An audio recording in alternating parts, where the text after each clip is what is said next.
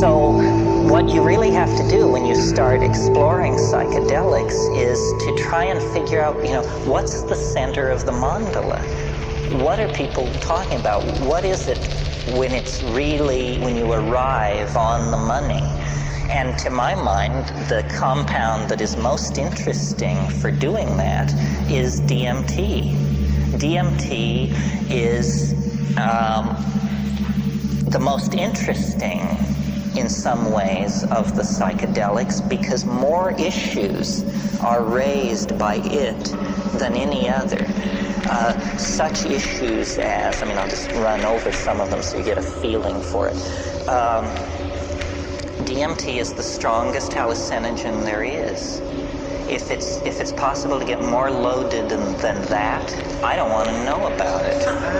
And I say so when I'm there. I say, my God, if you can get more loaded than this, keep it away from me. So that's it. It's the strongest. It's also the shortest acting. DMT, when smoked, in most people return you to normal in under 10 minutes. Under 10 minutes. Now, this is interesting because people who think there's nothing to this, who should actually invest the 10 minutes to find out what's, a 10-minute DMT trip is worth 20 years of academic pharmacology, art history, psychology, and all this other malarkey. Because then you just say, okay, I got it. Another very interesting thing about DMT is it occurs naturally in the human brain. Well, now what's going on here? He's saying the strongest drug, the fastest drug, is the most natural drug. It means that, you don't have to sail off into 3-hydroxy-4-pyridyl N-methyl-marubishtik or something like that to get into the exotic realms. No, a human metabolite, which takes only 10 minutes to undergo its entire exfoliation and quenching, is the strongest of all. Well, then what is it? What does strong mean? What is a strong psychedelic? It's highly personal. Every psychedelic trip is. But what happens on DMT for a large number of people, we don't have any statistics, but it is a completely confounding experience. You may have had the expectation, you might think if you had never had a psychedelic experience, that it sort of begins like the Bach B minor fugue and goes from there as you rise into the realms of light and union with the deity or something like that. That's not what happens on DMT. What happens on DMT I referred to this morning. A troop of elves smashes down your front door and rotates and balances the wheels on the after-death vehicle, present you with the bill, and then depart. And it's completely paradigm shattering. Union with the white light you could handle.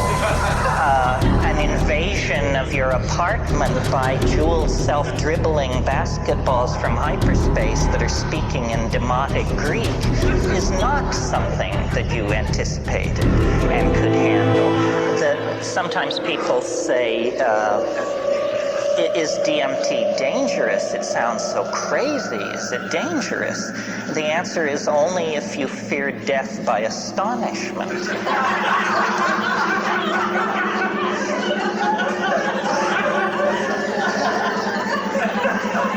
Remember how you laughed when this possibility was raised, and a moment will come that will wipe the smile right off your face.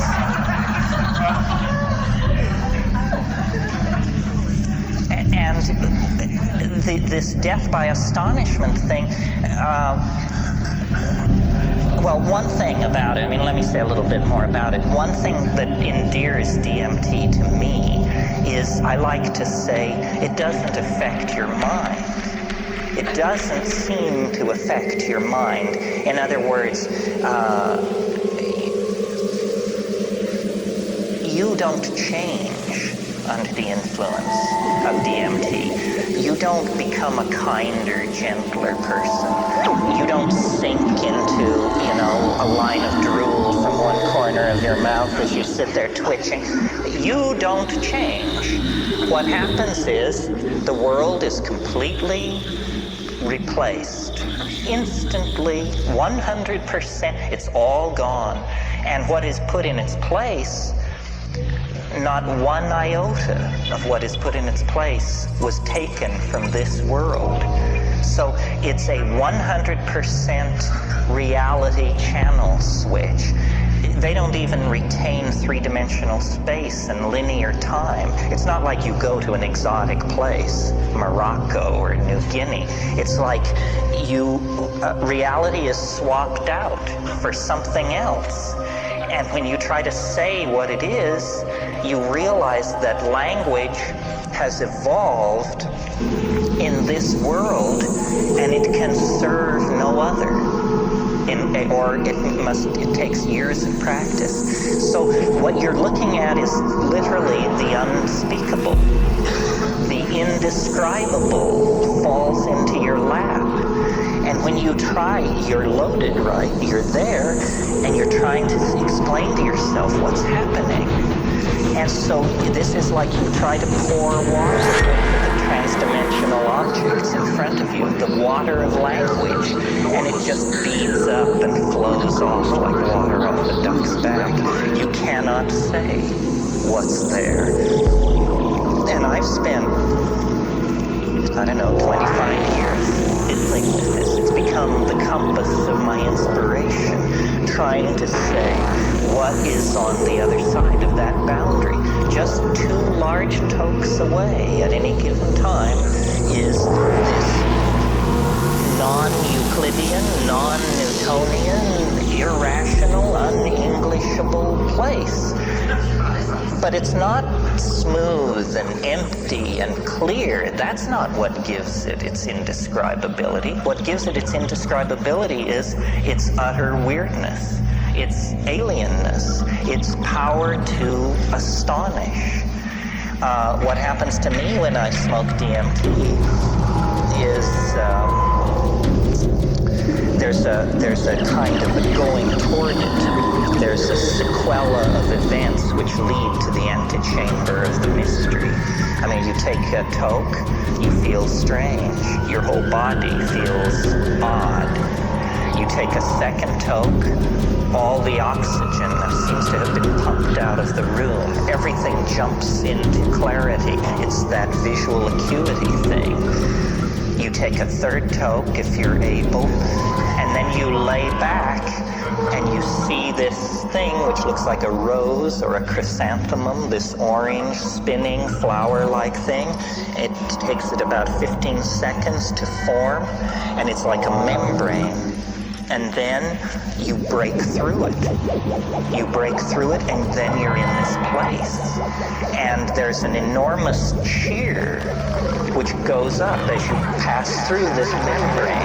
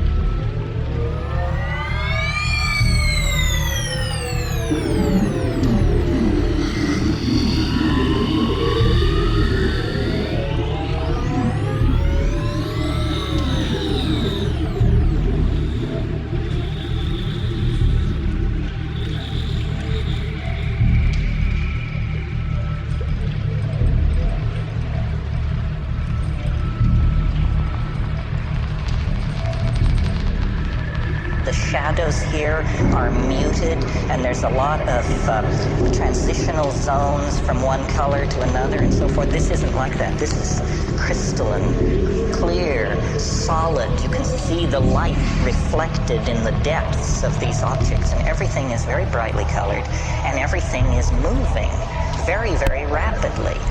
And there are entities there. It's not about calling them up or the whisperings of them. No, they're in your face. And they're right here, and they're worse than in your face, because what they do is they jump into your chest, and then they jump out. And so you're like this. And you have to keep saying, keep breathing, don't freak out, pay attention, and the entities speak to you. And they speak both in English and another way, which we'll get to in a minute. But in English, what they say is, do not give way to wonder. Hang on. Don't just go gaga with disbelief. Pay attention. And what they're trying to do is they're trying to show you something. They are very aware of the fleeting nature of this encounter. And they say, don't just spiral off into amazement and start raving about God and all that. Forget that. Pay attention to what we're doing. And then what they're doing is they're dancing around, they're jumping around, they're emerging explicitly out of the background, bounding toward you, jumping into your chest, bounding away, and they make offerings.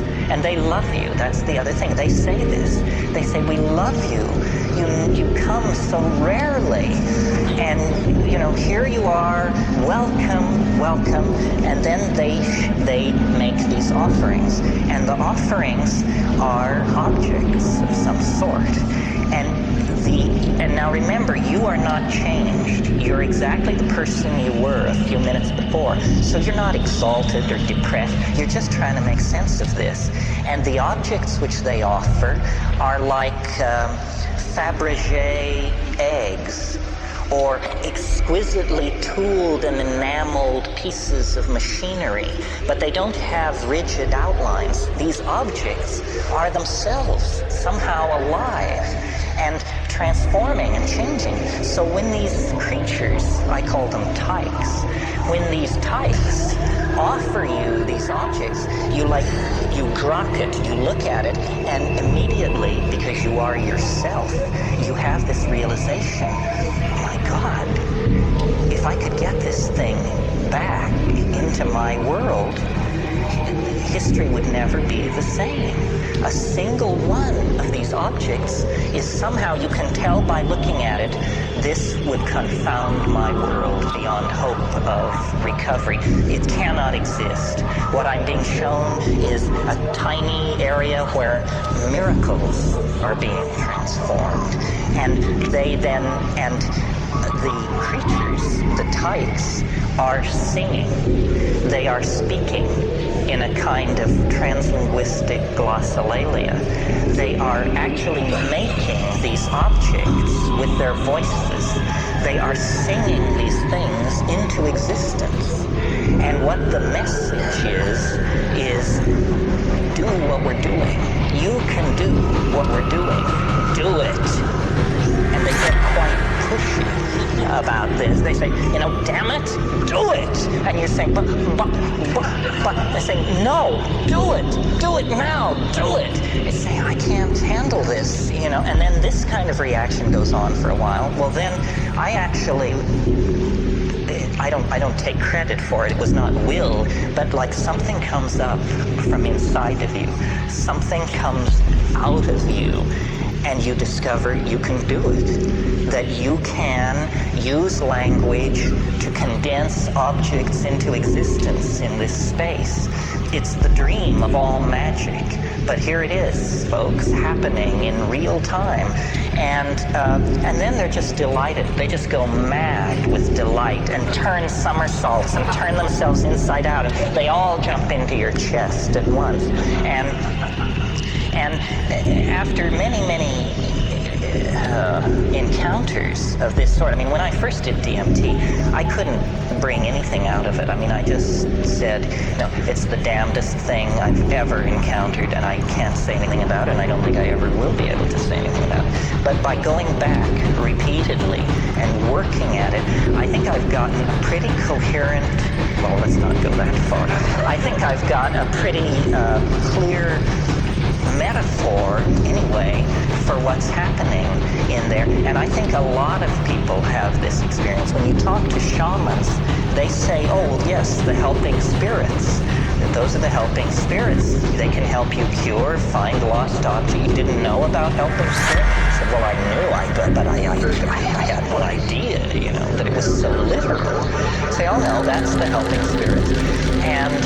But then the other thing they say, if you press a shaman, if you say, well, what exactly is a helping spirit? Say, well, a helping spirit is an ancestor. Say, you mean to tell me that those are dead people in there? Say, well, yes, ancestor, dead person. You didn't know about ancestors, apparently. This is what happens to people who die. And you say, my God, is it possible that what we're breaking into here is an ecology of souls? That these are not extraterrestrials from Zenebel Ganubi or Zeta Reticuli Beta. These are the dear departed. And they exist in a realm which, for want of a better word, let's call eternity. And somehow this drug, or whatever it is allowing me to see across the veil. This is the lifting. You want to talk about boundary dissolution. It's one thing to get tied to your partner. It's quite another to get tied to the dear departed of centuries past. That's a serious boundary dissolution when that happens. What these creatures want, according to them, is they want us to transform our language somehow. And I don't know what this means. I mean, at this point in the weekend and in my life, we all are on the cutting edge, and nobody is ahead of anybody else. Clearly, we need to transform our language, because our culture is created by our language, and our culture is toxic, murderous, and on a downhill bummer. Somehow we need to transform our language, but is this what they mean? That we're supposed to condense machines out of the air in front of us? How does this relate to the persistent idea promulgated by Robert Graves and other people that there is a primal language of poetry? That poetry as we know it is a pale, pale thing, and that at some time in the human past, people were in command of languages which literally compel belief. They compel belief because they don't make an appeal through argument or metaphor. They compel belief because they're able to present themselves as imagery. William Blake said, if the truth can be told so as to be understood, it will be believed. And so these things and it's very confusing, because you wonder, you say, well, have people been doing this for thousands of years?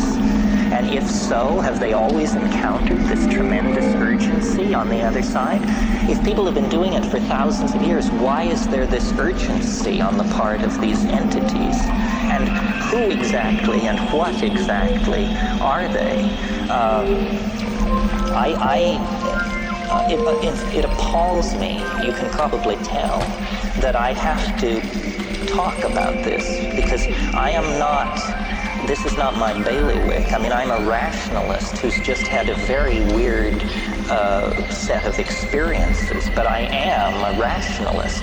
I mean, I have no patience with channeling, the lords of the many rays, the divas, and there's this whole thing going around about disincarnate intelligence, and it's mostly under the control of fairly, shall we say, non-rigorous thinkers. But I like to think that I am a rigorous thinker, and yet here I am telling you that, elf legions await in hyperspace 1 toke away.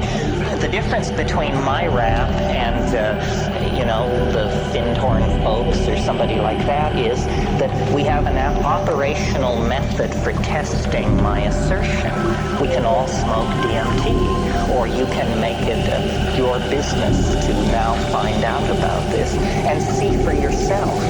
And not everybody agrees with me. I mean, some people say there wasn't anything like that. But some people agree, and I think if you get 2 out of 10 agreeing with a rap like this, then you better pay attention.